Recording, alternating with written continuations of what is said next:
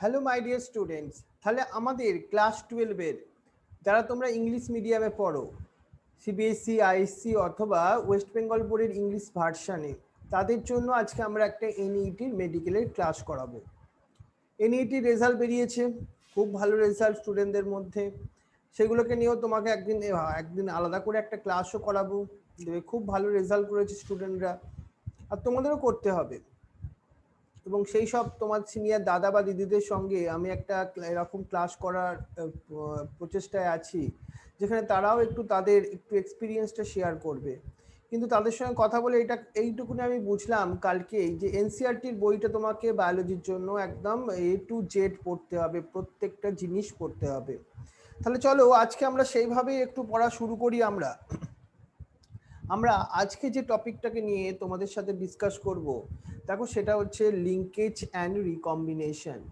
এই লিঙ্কেজ বা রিকম্বিনেশন ব্যাপারটা কি, চলো তোমাদের সাথে একটু আমরা ডিসকাস করি একটুখানি।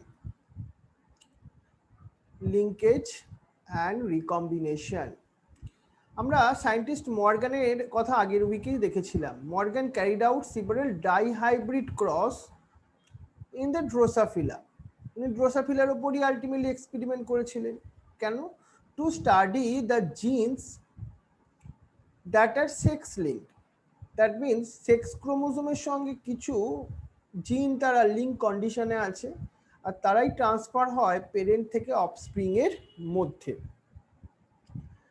The cross were similar to dihybrid cross, মানে মর্গ্যান যে ক্রসটা করেছিল সেটা আমাদের সেই মেন্ডেলের ডাইহাইব্রিড ক্রসের সঙ্গে অনেকটাই একই রকমের। সে পি প্ল্যান্টের ওপর ডাইহাইব্রিড ক্রস।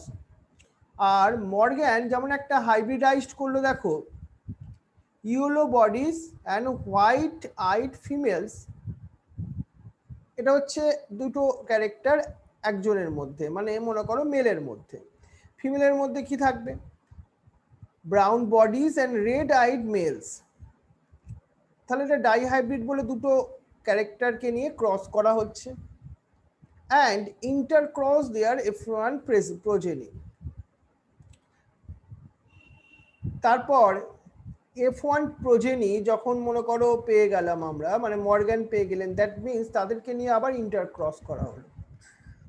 তারপর কি হলো? He observed that two genes did not segregate independently to each other in the F2 ratio derived very significantly from the 9:3:3 ratio. Normal dihybrid ক্রসে যে 9:3:3:1 রেশিও হয়, এখানে না সেই জিনিসটা হলো না। তাহলে একটু ঘটনাটা কিন্তু ডিফারেন্ট দেখাচ্ছিল, কিন্তু কেন এই ধরনের একটা ডিফার করলো সেটাকে নিয়েই মর্গ্যান খুব ভালো আরো এক্সপেরিমেন্ট করতে থাকলো।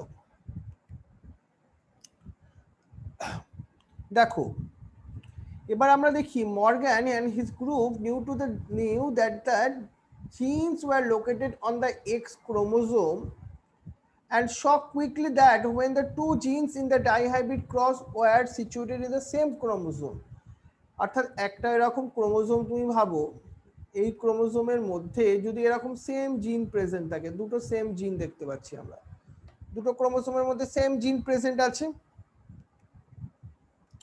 এবার দেখো,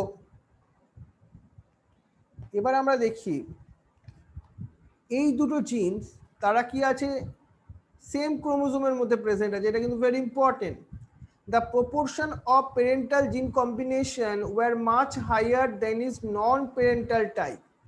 মানে মনে করো পেরেন্টের মধ্যে আমরা কি দেখলাম, এখানে একটা পেরেন্টের মধ্যে আমরা ইয়েলো বডিজ, তার সঙ্গে একটা হোয়াইট আইড ফিমেল হলো, আর brown bodies and red eyes male হলো। অর্থাৎ অফস্প্রিং এর মধ্যে ইয়েলো বডিজ আর হোয়াইট আইজ যদি কোনো ফিমেল তৈরি হয় অফস্প্রিং এ, তাহলে সেটা পেরেন্টাল ক্যারেক্টার, কারণ কোনো একটা পেরেন্টের সঙ্গে সেটা মিলে যাচ্ছিল। কিন্তু যদি দেখা গেল ব্রাউন বডিজের সঙ্গে ব্রাউন বডিজ, তার সঙ্গে দেখা গেল হোয়াইট আইস যদি কোনো মেল তৈরি হয়, সেটা তো পেরেন্টাল টাইপ নয়, কারণ পেরেন্টের মধ্যে এই ধরনের কম্বিনেশন ছিল না। সেটাকেই দেখা গেল নন পেরেন্টাল টাইপ।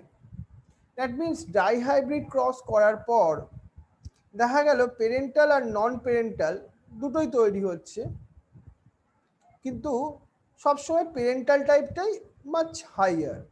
মানে 10টার মধ্যে মনে করো 8টা তারা প্যারেন্টাল ক্যারেক্টার নিয়েই বর্ন হচ্ছে, আর দুটোকে আলটিমেটলি তৈরি হচ্ছে দুটো বা একটা তারা এই ধরনের নন প্যারেন্টাল কিছু কম্বিনেশন নিয়ে তৈরি হচ্ছে। দেখো, Morgan attribute this is due to the physical association or the linkage of the two genes are coined the term linkage.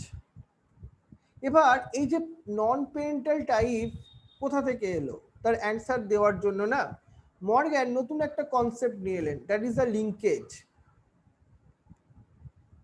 এই যে physical association of the two genes in a same chromosome সেটাকে আমরা linkage বলছি। কিন্তু this physical association of gene on a chromosome and the term recombination to describe the generation of non-parental gene combination, তাহলে মর্গানের মাথায় ঘুরছিল এই নন parental কম্বিনেশনটা কি করে এলো। প্যারেন্টাল কম্বিনেশন অফস্প্রিং এর মধ্যে আসবে, দ্যাট ইজ ওকে, এটা কোনো চিন্তার ব্যাপার নেই, কিন্তু নন প্যারেন্টাল কম্বিনেশনটা কি করে প্রডিউস হলো অফস্প্রিং এর মধ্যে, কি করে এলো।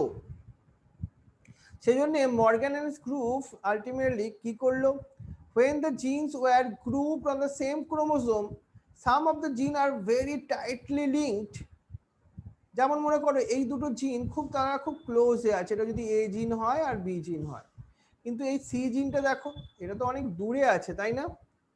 এই দুটো মনে করো এ আর সি এর সঙ্গে যদি আমরা একটা রিলেশনশিপ ফাইন্ড আউট করার চেষ্টা করি, তখন তুমি কি দেখবে এ আর সি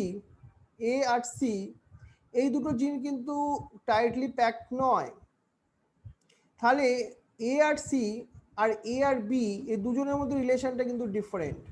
তাহলে ওনারা কি বললেন, Morgan and his group, when the genes were grouped on the same chromosome some genes are very tightly linked so very low recombination, তাহলে এ আর বি এর মধ্যে রিকম্বিনেশন কি হবে, ভেরি লো রেটে হবে। বাট এ আর সি যেটা তোমার loosely linked হয়ে আছে তাদের মধ্যে কি দেখা যাবে, তাদের মধ্যে দেখা যাবে ultimately high level of the recombination, তাই তো। For example, he found that genes in the white and yellow were very tightly linked and show only 1.3% recombination, while the white and miniature ultimately wing show 37.2% of the recombination. এখান থেকে দেখো his student Alfred Stuyvesant used the frequency of the recombination between the genes pair of the same chromosome as a measure of the distance between the gene, and this is called the map their position of the chromosome. It is called the gene mapping. কে করলো, মর্গানের একজন student, তার নাম আমরা এখন থেকে ভালো করে মাথায় রাখবো, it is very important. Alfred Sturtevant কার ওপর বেস করে সেটা ছিল, এটা লিঙ্কেজের ওপর বেস করে তৈরি ছিল,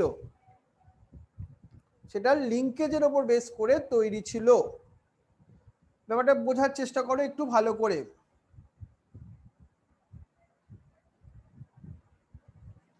দেখো এবার আমরা এখান থেকে চলে আসি তোমাদের জন্য পরের টপিকটা, সেটা হচ্ছে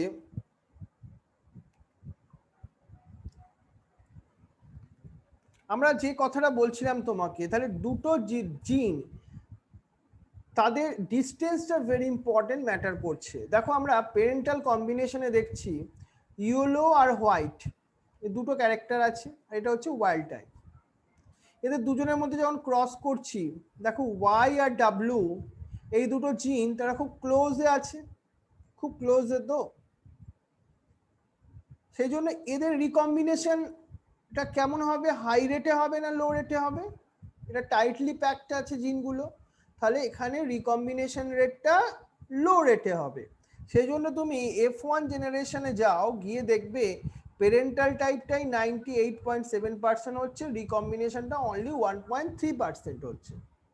কিন্তু তুমি এখানে এই ক্রসটার দিকে চলে এসো, যেখানে হোয়াইট আর মিনিয়েচার এই দুটো ক্যারেক্টারের জন্য রেসপন্সিবল যে জিনগুলো সেটা ডাব্লিউ এবং এম, দেখো এদের মধ্যে ডিস্টেন্সটা অনেকটা বেশি না, কম্পারেটিভলি বেশি, জিনগুলো কিন্তু টাইটলি প্যাকড নয়। যখনই আমরা কি শিখলাম, when the two genes are not tightly packed their recombination rate are high। এবার তুমি এখানে রেজাল্টে দেখো রিকম্বিনেশন রেটটা তুমি বেশি পাবেই পাবে। চলো কি দেখতে পাবে, দেখো এবার মজার ঘটনাটা কি হলো, পেরেন্টাল টাইপটা হয়ে গেল 62.8% আর রিকম্বিনেশনটা এসে গেল 37.2%। দেখতে পাচ্ছ দুটো জিনের মধ্যে ডিস্টেন্স বাড়া মানে রিকম্বিনেশন বেশি হবে, এটা মাথায় ঢুকে নাও। এর ওপর বেস করে টু টাইপ অফ লিঙ্কেজ আছে, একটাকে বলি আমরা কমপ্লিট লিঙ্কেজ, একটাকে বলবো আমরা ইনকমপ্লিট লিঙ্কেজ। মানে যেখানে two genes are very close to each other that time it is related to complete linkage.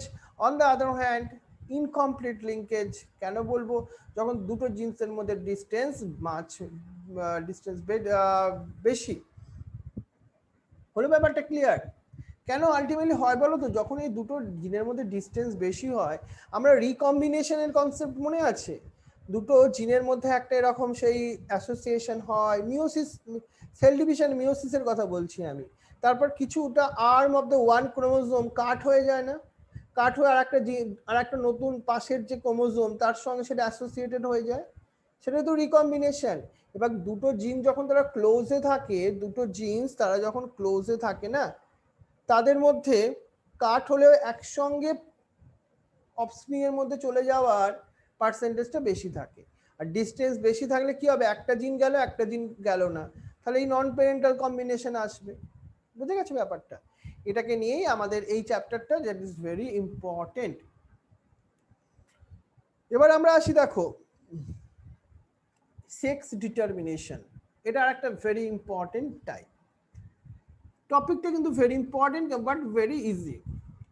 আমরা সেক্স ডিটারমিনেশন আমরা কিন্তু জেনেটিক্যালি শিখব, কিন্তু যদি কেউ প্রেগনেন্সি টাইমে কেউ সেক্স ডিটারমিনেশন করা কিন্তু আজকে একটা ক্রাইমের মধ্যে আসে।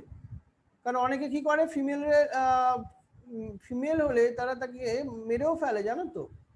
আজকে আমরা কোথায় বাস করি ভাবো, মানুষের আর একটু অ্যাডভান্স দরকার। আমরা অনেক জায়গায় অ্যাডভান্স হয়েছি কিন্তু আসল জায়গায় অনেক জায়গায় হতে পারিনি। কিন্তু আমি আজকে সেসব দিক কথা বলছি না, আমি তোমাকে আজকে যে কথাটা বলতে চাইছি সেটা হচ্ছে সেক্স ডিটারমিনেশনের অন্য সাইড, মানে মেল আর ফিমেলের মধ্যে কে রেসপন্সিবল সেক্স ডিটারমিনেশনের জন্য, সেটা আজকে তোমাদের সাথে ডিসকাস করব।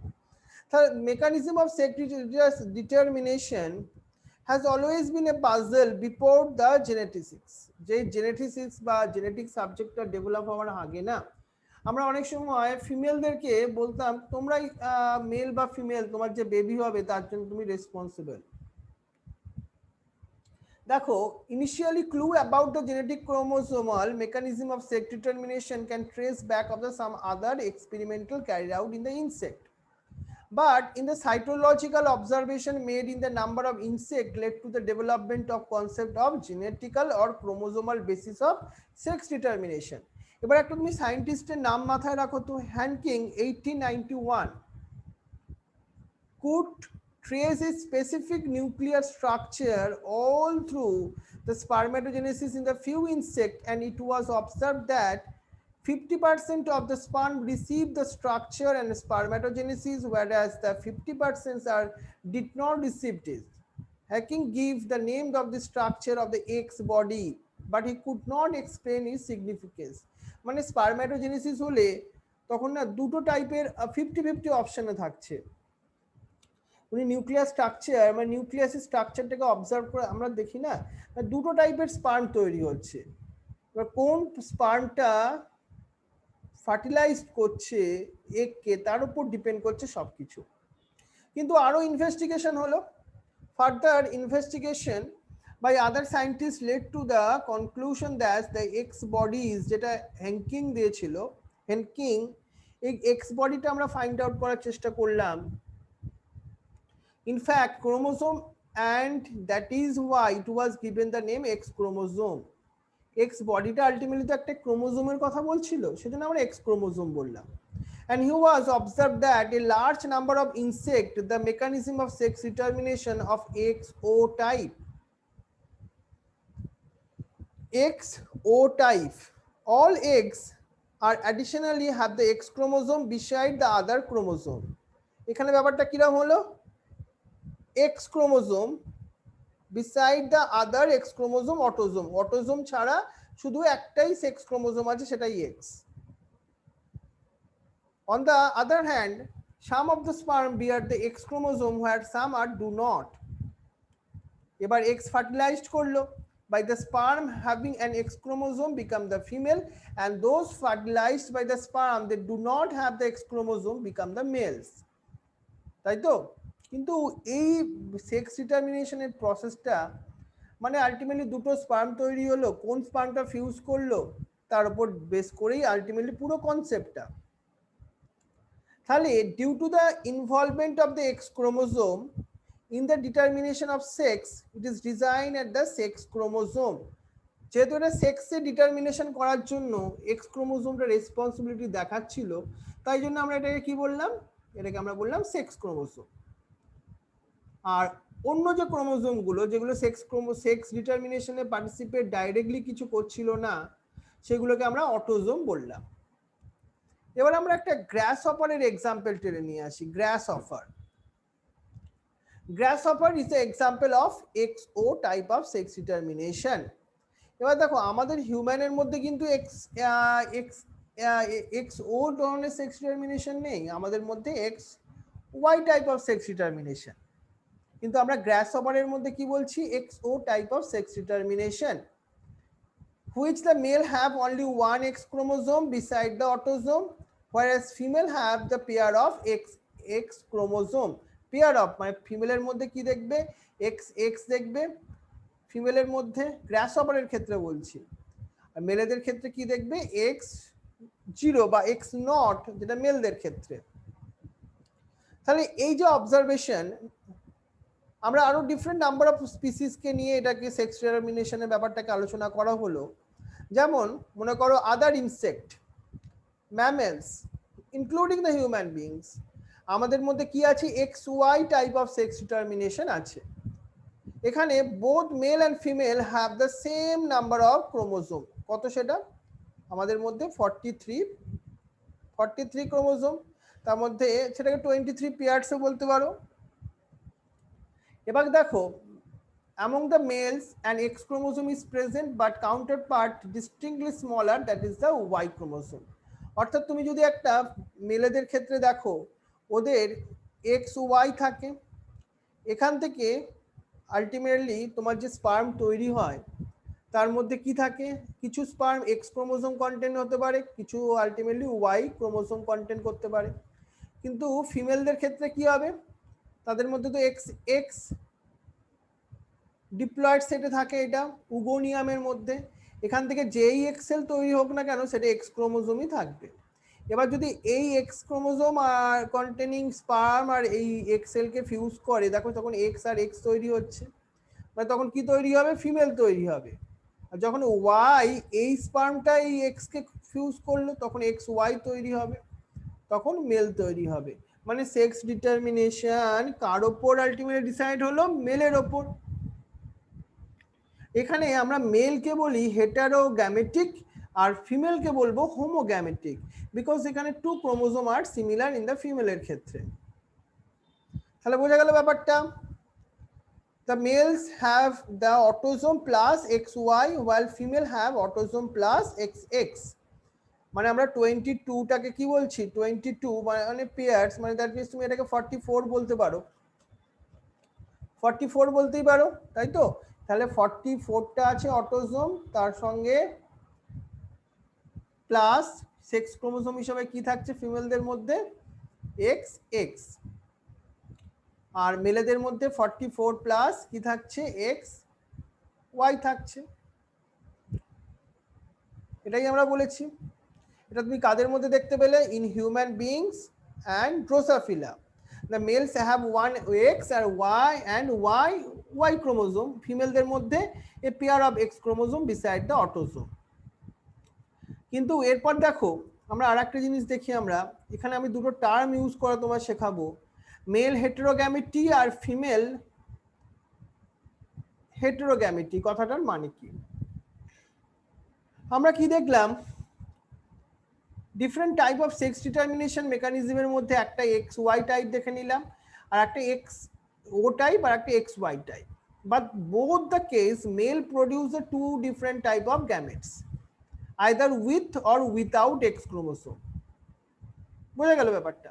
Some gametes with X chromosome and some ultimately with Y chromosome. Such type of determination is mechanism designed by the example of male heterogamety, যেখানে মেলেদের মধ্যে দুটো যে ক্রোমোজোম তারা পেয়ারিং ফর্মে থাকে তারা দুটো সেম নয়, তাই আমরা বলছি মেল হেটেরোগ্যামেটি। কিন্তু আদার কিছু অর্গানিজম আছে, লাইক বার্ডস এর কথা তুমি ভাবো, birds, the different mechanism of sex determination is observed. In that particular case, total number of chromosomes is same in both male and female. এখানে কোনো ডিফারেন্ট নেই, but the two different types of gametes in terms in the sex chromosome are produced in the female. বুঝতে পারছো? ফিমেলের মধ্যে দুটো different type of sex chromosome present থাকছে, তাহলে সেটা কি হয়ে গেল? হেটেরোগ্যামেটি হয়ে গেল। তাহলে বার্ডসরা কি শো করে? ফিমেল হেটেরোগ্যামেটি, বাট হিউম্যান বিংস কি শো করে? মেল হেটেরোগ্যামেটি শো করে। কেন বুঝতে পারছো তো? In order to have the distinction with the mechanism of sex determination described earlier, two different type of sex chromosome of the female birds has been designed, the JW type of chromosome. তাহলে ফিমেলদের মধ্যে যে sex determination সেটাকে আমরা অনেক সময় বলি JW type of sex determination. বোঝা গেল? এবার আসবো আমরা সেক্স ডিটারমিনেশন অফ হিউম্যানস এর ক্ষেত্রে, যেটা আমি তোমাকে বোঝালাম একটু আগে। সেটা কি ultimately sex determination of humans এর ক্ষেত্রে?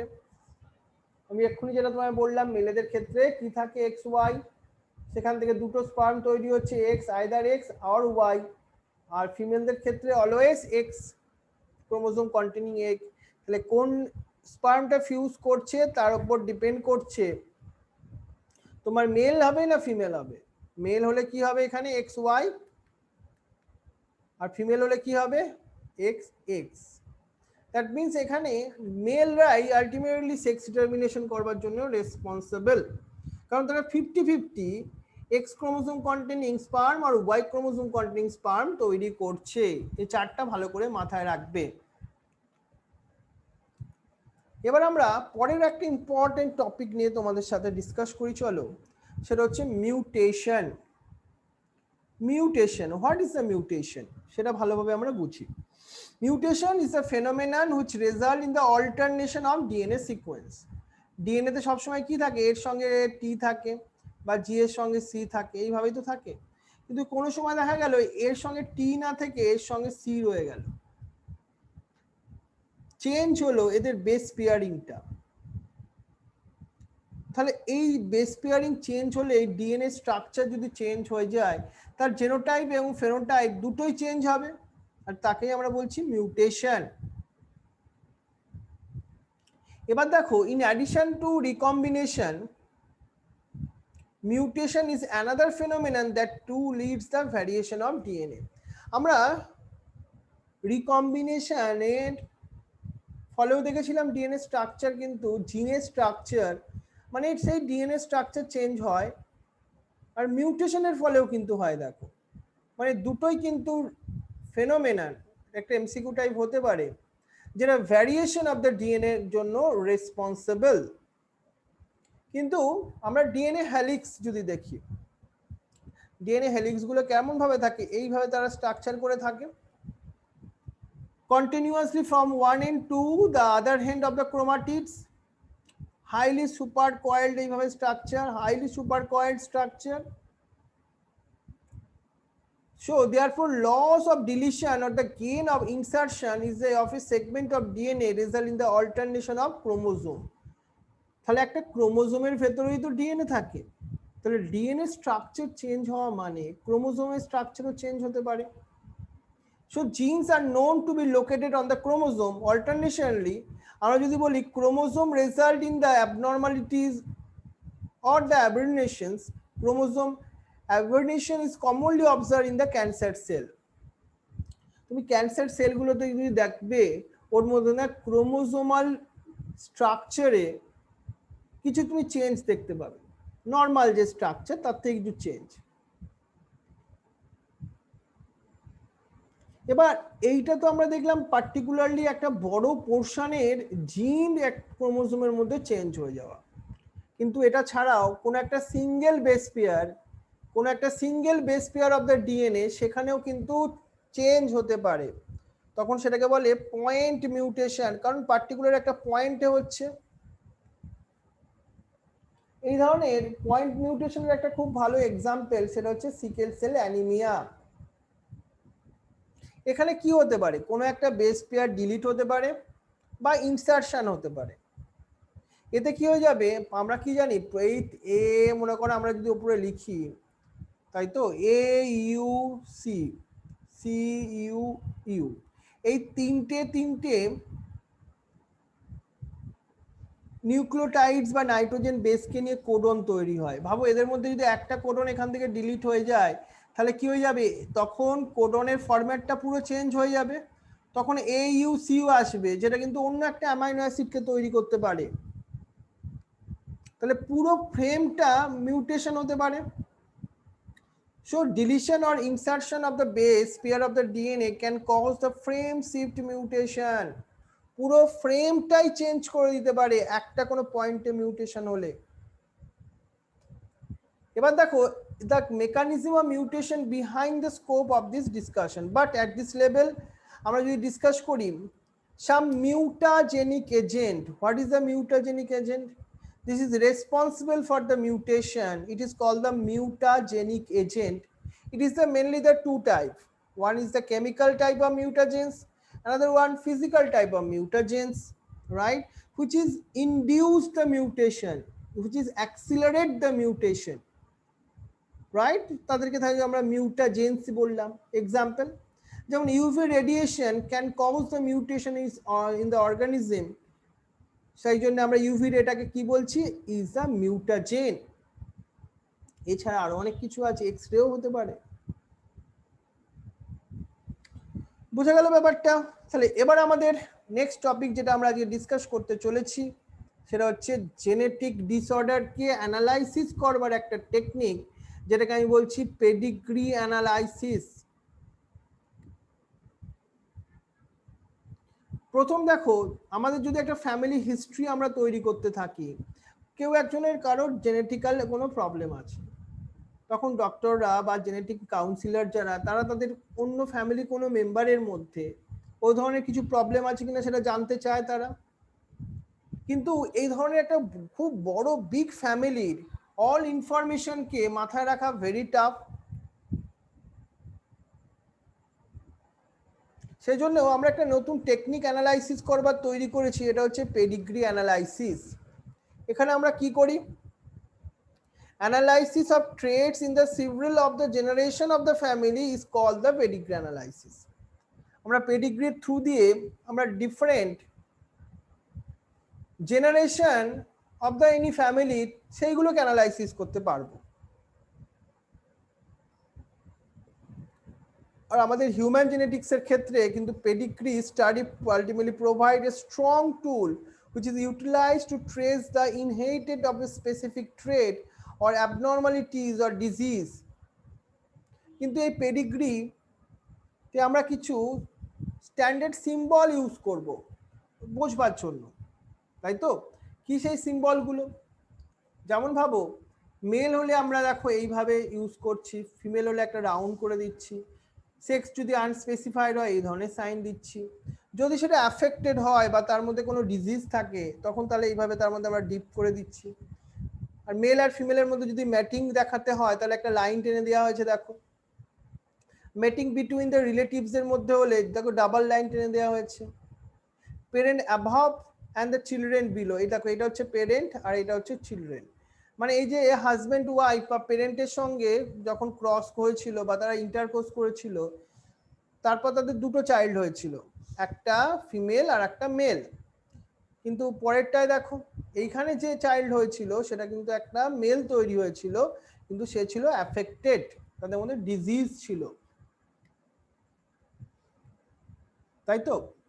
এবার একটা জিনিস তুমি ভালোভাবে মাথায় রাখো, এখানে আমরা একটা পেডিগ্রি অ্যানালাইসিসের দুটো চার্ট দেখিয়েছি তোমাকে।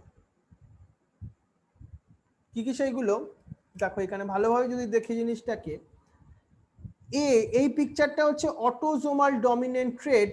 যেমন আমাদের কিছু জেনেটিক ডিসঅর্ডার আছে, মায়োটেনিক ডিস্ট্রফি এখানে দেখানো হয়েছে। তুমি এখানে অটোজোমাল ডমিনেন্ট কেন দেখো, এখানে তুমি প্রত্যেক জেনারেশনে সেটা মেল হোক ফিমেল হোক, এখানে কেউ না কেউ দেখো অ্যাফেক্টেড আছে ইন এভরি জেনারেশন, তাই এটা অটোজোমাল। আর আরেকটা হয় বি পিকচারটায় দেখো, এটা হচ্ছে তোমার অটোজোমাল রিসেসিভ ট্রেট। একটা এক্সাম্পল তার সিকেল সেল অ্যানিমিয়া, সেখানে এভরি জেনারেশনে এফেক্টেড, এই জেনারেশনটায় দেখো কেউ এফেক্টেড নেই, তাই এটা অটোজোমাল ডমিনেন্ট। বুঝে গেছে ব্যাপারটা? অটোজোমাল, তাহলে প্রথমটা হচ্ছে ডমিনেন্ট, সেকেন্ডটা হচ্ছে autosomal recessive. Sickle cell anaemia তার কিন্তু একটা এক্সাম্পল। তাহলে এবার আমরা পরের যে তোমাকে টপিকটাকে নিয়ে ডিসকাস করব সেটা হচ্ছে মেন্ডেলিয়ান ডিসঅর্ডার। জেনেটিক ডিসঅর্ডারকে আমরা দুটো ভাবে গ্রুপ করতে পারি, একটা হচ্ছে মেন্ডেলিয়ান ডিসঅর্ডার আর একটা হচ্ছে তোমার ক্রোমোজোমাল ডিসঅর্ডার। এই দুটো গ্রুপে কি কি সেইগুলো, মেন্ডেলিয়ান ডিসঅর্ডার আর একটা হচ্ছে ক্রোমোজোমাল ডিসঅর্ডার। মেন্ডেলিয়ান ডিসঅর্ডার মানে কি?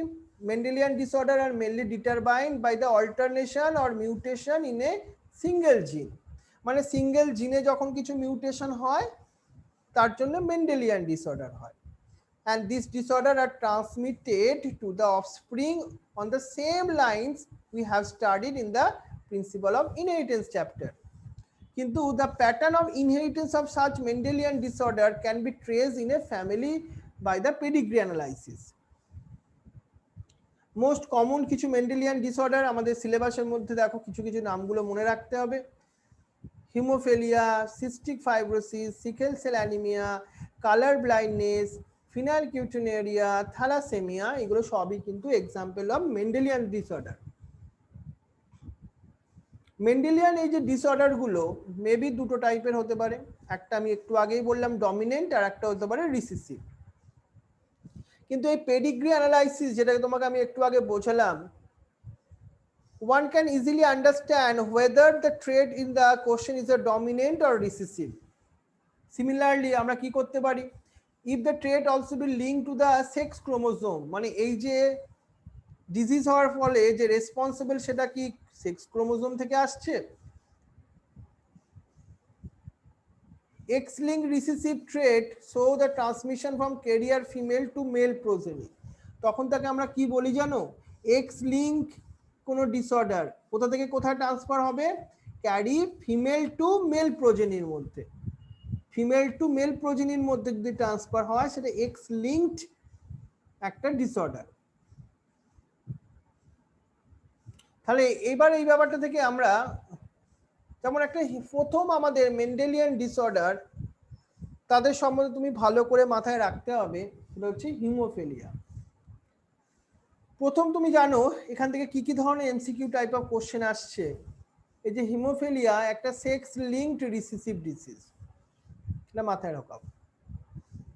তাহলে ট্রান্সমিশন কিরকম ভাবে এফেক্টেড হবে, ট্রান্সমিশন হবে from unaffected career female to some of the male progeny has been widely studied.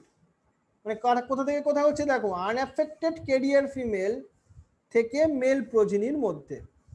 কিন্তু হিমোফিলিয়াতে কি হয়, in that particular disease a single protein, that is the part of the cascade of the protein involved in the clotting of blood is affected. Blood clotting এর জন্য 13টা factor responsible হয়, তারা প্রত্যেকেই protein. এদের মধ্যে কোনো একটা প্রোটিনে জিনের মিউটেশন হয়ে গেছে, ওই প্রোটিনটা তৈরি হয় না। প্রোটিনটা যদি তৈরি না হয় তাহলে ব্লাড কোয়াগুলেশন হবে না। Due to this in affected individual in a simple cut would result non stop bleeding. কারণ এই যে তোমার ব্লাড কোয়াগুলেশনের প্রোটিনটাই তো তৈরি হচ্ছে না, এটাই হচ্ছে হিমোফিলিয়ার মেইন ঘটনা। So the heterozygous female carrier for hemophilia may transmit the disease to his son. সেই জন্য আমরা এটাকে সেক্স লিঙ্ক রিসেসিভ ডিসঅর্ডার বলছি। ক্যারিয়ারের থেকে দেখো নেক্সট জেনারেশনের মধ্যে ডিজিজটা চলে আসছে। So the possibility of the female become a hemophilic is extremely rare because the mother of such female has to be ultimately at least a carrier and the father should be hemophilic. সেটা কিন্তু ultimately letter স্টেজে generally unavailable, সেই জন্য এই ধরনের খুব একটা দেখা যায় না। আবার দেখো এই যে আমরা যদি family of the pedigree of the queen Victoria দেখি, দেখবে number of haemophilic ultimately descendant as she has a carrier of the disease. মানে যেহেতু কুইন ভিক্টোরিয়া ক্যারিয়ার ছিল ডিজিজটার, তার পরবর্তী যে জেনারেশনের অনেকের মধ্যে আমরা এই ডিজিজটার কথা দেখতে পাই, হিমোফিলিয়ার কথা, রাইট। এরপর আমরা একটা জিনিস আজকে দেখবো, দেখো ঠিক আছে আজকে আমরা এই পার্টটা অবধি পড়লাম, পরের দিন আমরা আরো কিছু ডিসঅর্ডারকে নিয়ে ডিসকাস করব, যেটা হচ্ছে সিকেল সেল অ্যানিমিয়া থেকে তার পরবর্তী আরো কিছু ডিসঅর্ডার গুলো। পরের দিন আমাদের মেডিকেলের জন্য আমাদের এই চ্যাপ্টারটা কিন্তু শেষ হয়ে যাবে, রাইট। তোমাদের পরের দিন তাহলে টেস্ট থাকবে প্রথম থেকে আপ টু এই পয়েন্টটা অবধি, ক্লিয়ার? তাহলে এত অবধি তোমরা পরের দিন প্রথম থেকে ভালো করে পড়ে রেখো, তা আমরা টেস্ট নেবো তোমাকে এটার উপরেই। তাহলে থ্যাংক ইউ ভেরি মাচ, খুব ভালো থেকো আর মজা করে পুজো কাটাও, আর তার সঙ্গে সঙ্গে একটুখানি পড়াশোনা করো, কম হলেও একটু হলেও পড়াশোনা করো।